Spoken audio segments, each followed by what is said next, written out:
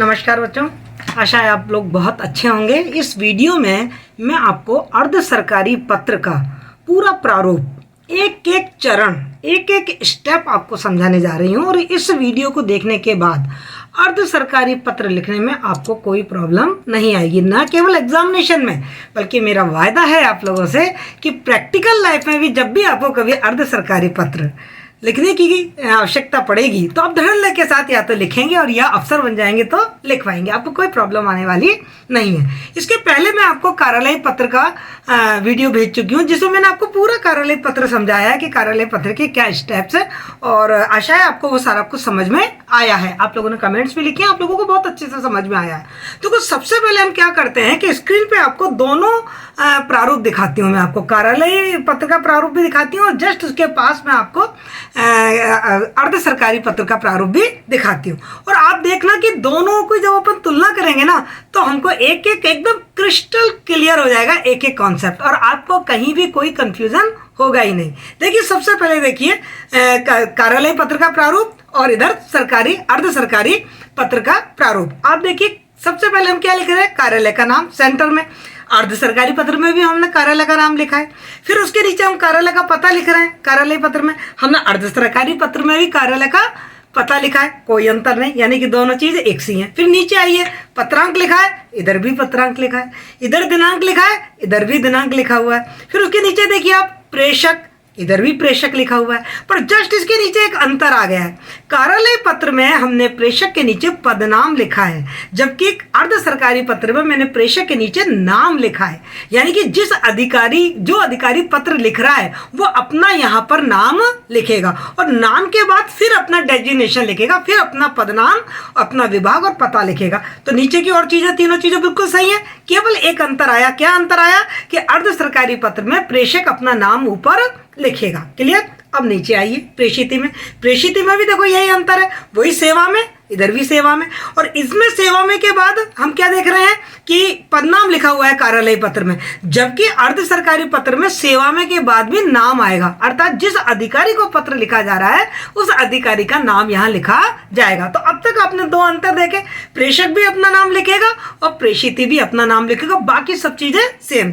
अब नीचे आइए, विषय इधर भी है और विषय इधर भी है, संदर्भ इधर भी है और संदर्भ इधर भी है, और इनके अंदर क्या लिखना है ये भी बिल्कुल सेम है, कोई अंतर नहीं है। विषय जैसे कार्यालय पत्र में लिखा था आपने, वैसे ही आपको अर्ध सरकारी पत्र में लिखना है। संदर्भ जैसे आपने कार्यालय पत्र में लिखा था, वैसे ही आपको अर्ध सरकारी पत्र में भी लिखना है। और मैं यहाँ आपको एक स्पष्ट कर दूं बेटा, जरूरी नहीं है आप संदर्भ लिखें, क्योंकि आपके प्रश्न में संदर्भ आता नहीं है, पर हमको ये मालूम होना चाहिए कि अर्ध सरकारी पत्र में ये एक चरण होता है, तो हम एक हेड डाल देंगे, है ना। उसके बाद संदर्भ करके जब हम डॉट डॉट ऑब्लिक करके छोड़ दें। अब देखो एक बहुत बड़ा अंतर आ रहा है कार्यालय पत्र और अर्ध सरकारी पत्र में। कार्यालय पत्र में जो संबोधन है, जो सैल्यूटेशन है, वो सैल्यूटेशन देखो महोदय या महोदया है, लेकिन अर्ध सरकारी पत्र में ये सैल्यूटेशन चेंज हो गया है। यहाँ हमने प्रिय और डॉट डॉट लगा दिया, यानी कि प्रिय करके हम आगे उसका नाम लिखेंगे उस अधिकारी का। और यदि उस अधिकारी का नाम हमारे प्रश्न में नहीं है तो या तो हम कल्पना कर लेंगे, और नहीं तो हम डॉट डॉट लगा देंगे, अबसा लिख देंगे, प्रिय अबसा। ठीक है, तो कितना बड़ा अंतर है कि यहाँ महोदय और महोदया, और यहाँ केवल हमने प्रिय करके उसका नाम लगा दिया। अब आगे देखिए, एक छोटा सा अंतर और है। कार्यालय पत्र में जब हम अपने मुख्य जो पत्र का भाग है उसको शुरू करते हैं, तो उसकी लैंग्वेज बहुत ही औपचारिक होती है, कुछ इस तरीके से होती है। उपरोक्त अंतर्गत लेख है कि ये मुझे आदेश, इस आदेश शंका के तहत ये सूचित करने का आदेश मिला है, या ये सूचित करने का अनुदेश हुआ है, इस तरीके की लैंग्वेज होती है। ठीक है, लेकिन अर्ध सरकारी पत्र में ये लैंग्वेज एकदम बदल जाती है। अर्ध सरकारी पत्र में लैंग्वेज क्या होती है, आप ये भी लिख सकते हो उपरोक्त विषयांतर्गत लेख है, लेकिन इसमें ये लैंग्वेज ये भी लिखी जाती है कि मुझे आपको सूचित करते हुए बड़ा हर्ष हो रहा है, बड़े हर्ष की अनुभूति हो रही है, उपरोक्त संदर्भ में मेरा अनुरोध है, उपरोक्त संदर्भ में मेरा सुझाव है, इस तरीके की लैंग्वेज से शुरू होता है। अब एक चीज देख रहे होंगे कि कार्यालय पत्र की जो लैंग्वेज है वो काफी औपचारिक लैंग्वेज है, ऑफिशियल लैंग्वेज है, कमांडिंग लैंग्वेज है। लेकिन जो अर्ध सरकारी पत्र की जो लैंग्वेज है वो काफी व्यक्तिगत, आत्मीयता से परिपूर्ण, मित्रतापूर्ण भाषा है, जैसे कोई है ना, बहुत ही अनौपचारिक सी भाषा को काम में लिया गया है। उसके बाद आपने पूरा मुख्य भाग है जो वो मुख्य भाग लिख दीजिए। फिर मुख्य भाग लिखने के बाद आप देखिए बहुत बड़ा अंतर जो आप देखने को मिलेगा आपको। हमने इसमें लिखा है, यहाँ तो सूचित करने का निर्देश हुआ है, पूरा अपना कार्यालय पत्र कर दिया। जब कार्यालय पत्र लास्ट होता है तो हम नीचे भवदिया या भवदिया लिखते हैं, लेकिन देखो यहाँ पर हमने भवदिया या भवदिया नहीं लिखा है। हमने क्या लिखा है? आपका शुभाकांक्षी, आपका स्नेही, आपका सद्भावी, है ना। ये जो स्वनिर्देश, इसको स्वनिर्देश बोलते हैं। लास्ट में जो इस तरीके के शब्द लिखे जाते हैं इनको स्वनिर्देश बोलते हैं। तो स्वनिर्देश में परिवर्तन आ गया, जैसे ऊपर संबोधन में परिवर्तन आया कि महोदय और महोदया की जगह हमने प्रिय लिखा, उसी तरीके से स्वनिर्देश में जो निर्देश है उसमें भी भवदिया या भवदिया नहीं लिखेंगे, बल्कि क्या लिखेंगे? आपका शुभाकांक्षी, आपका स्नेही, आपका प्रिय, आपका सद्भावी। और एक छोटा सा अंतर हो रहा है इसके ऊपर।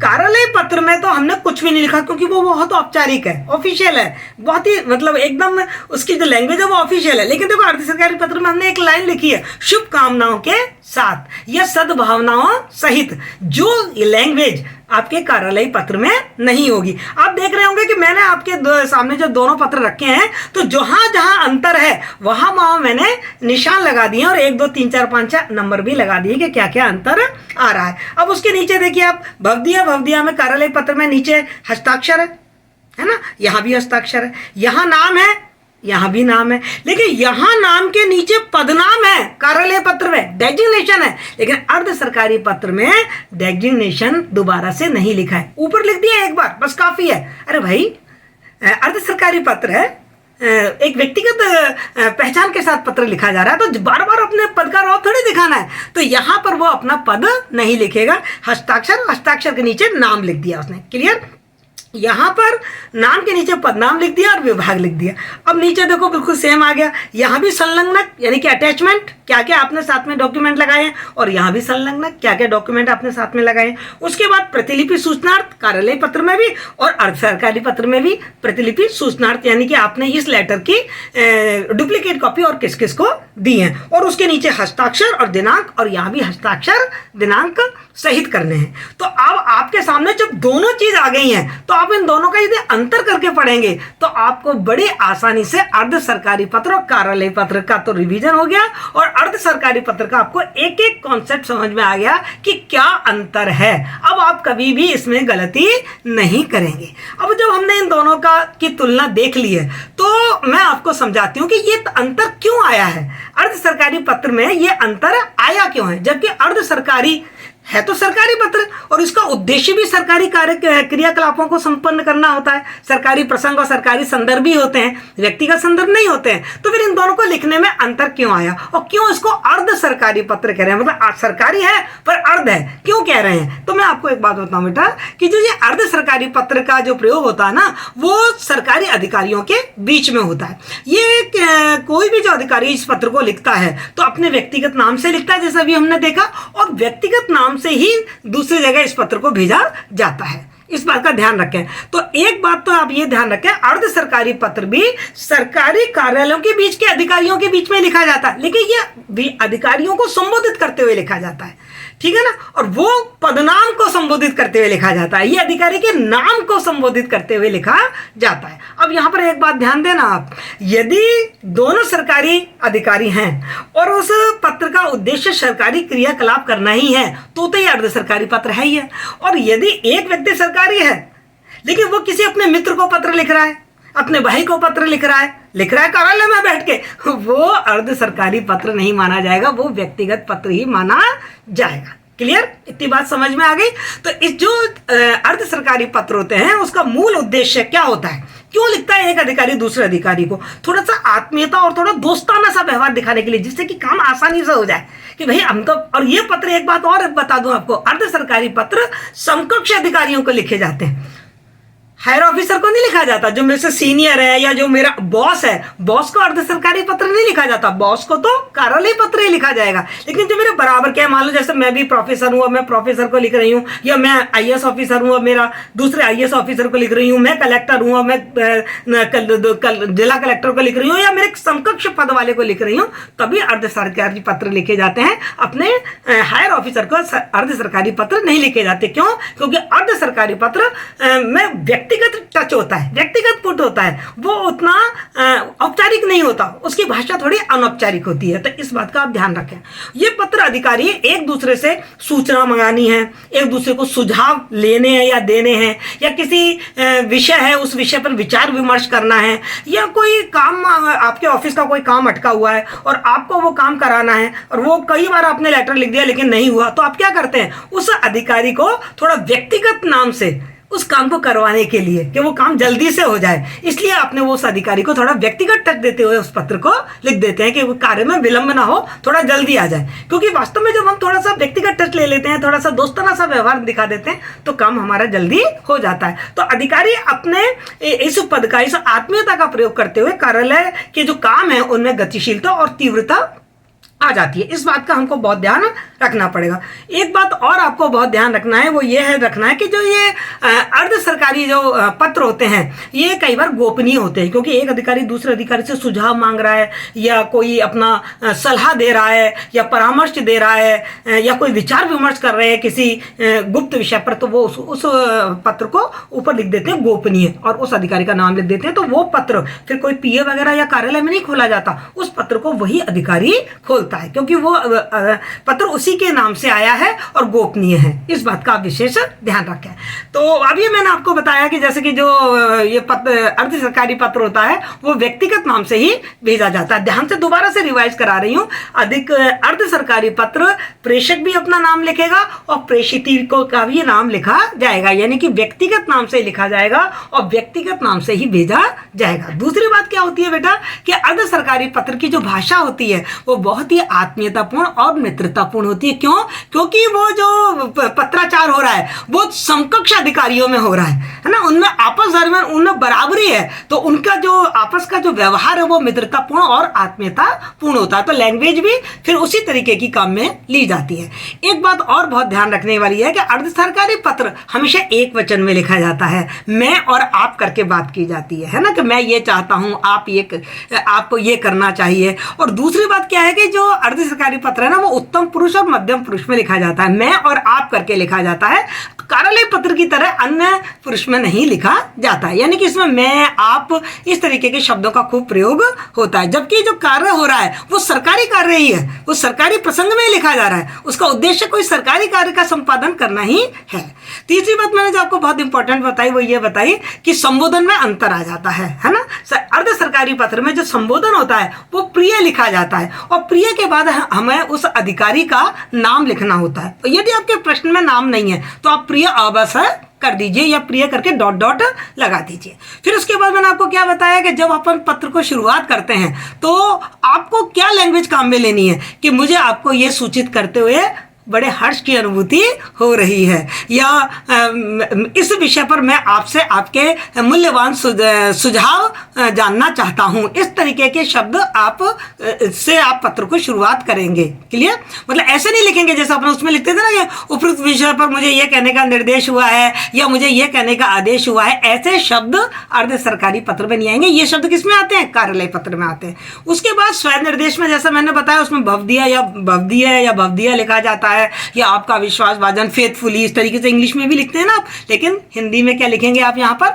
आपका स्नेही, शुभाकांक्षी, जैसे हिंदी इंग्लिश में लिखते हैं ना आप योर सिंसियरली, बस उसका ही अनुवाद आपको यहाँ लिखना होता है। तो इस तरीके से आपको अर्ध सरकारी पत्र समझ में आ गया होगा कि अर्ध सरकारी पत्र क्या है। मतलब है तो सरकारी ही पत्र, सरकारी क्रियाकलाप के कारण ही लिखा जा रहा है, वही उद्देश्य है, लेकिन लिखने वाले जो अधिकारी है ना उन दोनों के बीच में दोस्ताना और उनके बीच में थोड़ा आत्मीयतापूर्ण संबंध है, तो एक दूसरे को व्यक्तिगत रूप से संबोधित करते हुए उस पत्र को लिखा जा रहा है। इसलिए यह पत्र क्या हो गया? अर्ध सरकारी। उद्देश्य सरकारी है लेकिन अधिकारियों के जो आपस का व्यवहार है वो सरकारी व्यवहार नहीं है। क्लियर? तो मैं सोचती हूँ कि आपको अर्ध सरकारी पत्र बहुत अच्छी तरीके से समझ में आ गया है। फिर भी यदि आपको कोई दिक्कत आ रही है तो आप मुझे कमेंट बॉक्स में लिखें कि आपको क्या प्रॉब्लम है, मैं आपकी प्रॉब्लम को दूर करने की कोशिश करूंगी। अंत में बेटा एक बात जरूर कहूंगी कि रोज मैं आपके लिए वीडियो बना रही हूँ और डाल रही हूँ। ये वीडियो आपके लिए बहुत इंपॉर्टेंट है। आपके एग्जामिनेशन की दृष्टि से ही जो आपके पेपर में व्याकरण का पोर्शन है मैं आपने ये देखा होगा कि जब मैंने आपको पेपर समझाया तो उसमें मैंने संक्षिप्त में सारे पेपर को एक्सप्लेन किया है, लेकिन मुझे लग रहा था कि कुछ चीज़ ऐसी हैं, बच्चों ने मुझे लिखी थी कि मैडम ये वाली चीज़ें समझा दीजिए, तो उन पर मैंने अलग अलग वीडियो बनाए। जैसे कार्यालय पत्र पर मैंने अलग वीडियो बनाया, विज्ञप्ति पर मैंने आपके लिए अलग वीडियो बनाया है, मैंने क्या कहते हैं आपके अर्ध प्रशासकीय पत्र पर अलग वीडियो बनाया है, व्याख्या पे मैंने अलग वीडियो बनाए हुए हैं जो मेरी आपको व्याख्या की प्ले लिस्ट में मिल जाएंगे कि व्याख्या कैसे लिखनी है, क्योंकि व्याख्या बहुत इंपॉर्टेंट है यार। आपकी कितनी व्याख्या आती हैं? 8 व्याख्याएं आती हैं यार। यदि आपने व्याख्या ही कर दिया तो ही आपका पूरा पेपर कंप्लीट हो जाएगा।